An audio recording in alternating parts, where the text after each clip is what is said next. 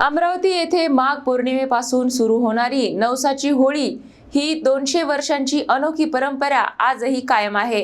अंबादेवी मंदिरासमोर हजारो भाविक नारळ अर्पण करून आपल्या मनोकामनांसाठी प्रार्थना करतात। अमरावतीतील श्री अंबादेवी मंदिरासमोर दरवर्षी माघ पौर्णिमेच्या दिवशी विशेष होळी उभारली जाते। सुमारे 200 वर्षांपासून सुरू असलेल्या या परंपरेला नवसाची होळी म्हणून ओळखले जाते। माघ पौर्णिमेपासून फाल्गुन पौर्णिमेपर्यंत भाविक देवी समोर नारळ, खारीक, बदाम आणि तांदूळ यांची ओटी अर्पण करतात। श्रद्धेने मागितलेला नवस येथे पूर्ण होतो असा भक्तांचा विश्वास आहे। माघ पौर्णिमेला मंदिर परिसरात हडग्याचे झाड लावून त्याला होळी माता मानले जाते आणि 15 दिवस विशेष पूजा केली जाते।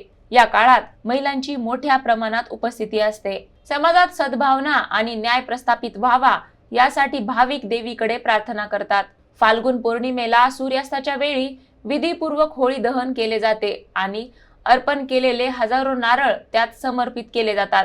उरलेली राख भाविक विभूती म्हणून लावतात। अमरावतीची ही नवसाची होळी विदर्भातील धार्मिक व सांस्कृतिक ओळखीचा महत्त्वाचा भाग बनली आहे।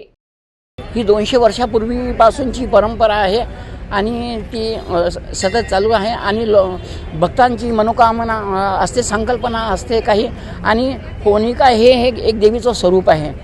तर त्यामुळे आपल्या मनाच्या समाधानासाठी आणि देवीला अर्पण कापड, नारळ, तांदूळ, सुपारी सहित या होलिकाला अर्पण करतात। ते अपने मन में जो रहता है, अपने को दुख सुख है, जो दुख है, ज़्यादा कष्ट है, सब इसमें ला के हम लोग बांध के मंडन मान के 5 बार फेरे करके होलिका माता की जय करते हैं। आस्था तो है ही है, बहुत आस्था है हम लोग को, इतने साल से कर रहे हैं तो आस्था ही है। माता रानी और इनका माता रानी का तो है ही है आस्था, बहुत साल हो गए हम लोग को।